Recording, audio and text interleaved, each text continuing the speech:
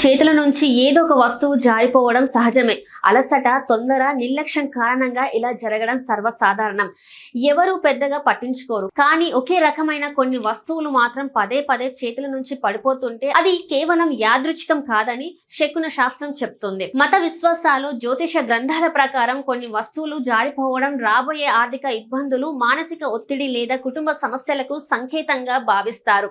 ప్రత్యేకంగా ఉప్పు తరచుగా చేతుల నుంచి జారిపడడం మంచిది కాదని పెద్దలు అంటుంటారు. ఇది వైవాహిక జీవితంలో కలహాలు, మనస్సుకు శాంతి లేకపోవడం, చంద్రుడు, శుక్ర గ్రహాల ప్రభావం వల్లే వచ్చే సమస్యలకు సూచనగా నమ్ముతారు. అలాగే పూజ సమయంలో హారతి అది కింద పడిపోవడం భక్తుల్ని కలవరపెట్టే అంశం. అది దేవునికి అసంతృప్తి సంకేతమని, శుభకార్యాలలో అడ్డంకులు ఎదురయ్యే అవకాశం ఉందని శాస్త్రాలు చెప్తున్నాయి. ఇక నూనె విషయంలో కూడా శకునం శాస్త్రం గట్టి హెచ్చరికలే ఇస్తుంది. నూనె శనిదేవునికి సంబంధించిందిగా భావిస్తారు. చేతుల నుంచి నూనె పదే పదే చిందితే అది ఆర్థిక సమస్యలకు, అప్పులు లేదా కుటుంబంలో ఎవరికైనా ఎదురయ్యే కష్టాలకు సూచనగా పరిగణిస్తారు. కొన్ని గ్రంథాలలో ఇది అనుకోని నష్టానికి సంకేతమని కూడా పేర్కొన్నారు.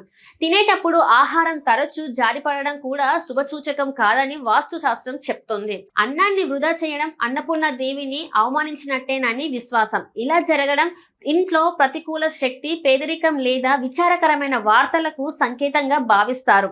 అలాగే పాలు పదే పదే పొంగిపోవడం లేదా గ్లాసు చేతిలో నుంచి పడిపోవడం చంద్రగ్రహం ప్రభావంతో ముడిపడి ఉంటుందని నమ్మకం. ఇది మానసిక ఒత్తిడి, మనశ్శాంతికి లోపం లేదా ఆర్థిక నష్టానికి సూచనగా చెప్తున్నారు.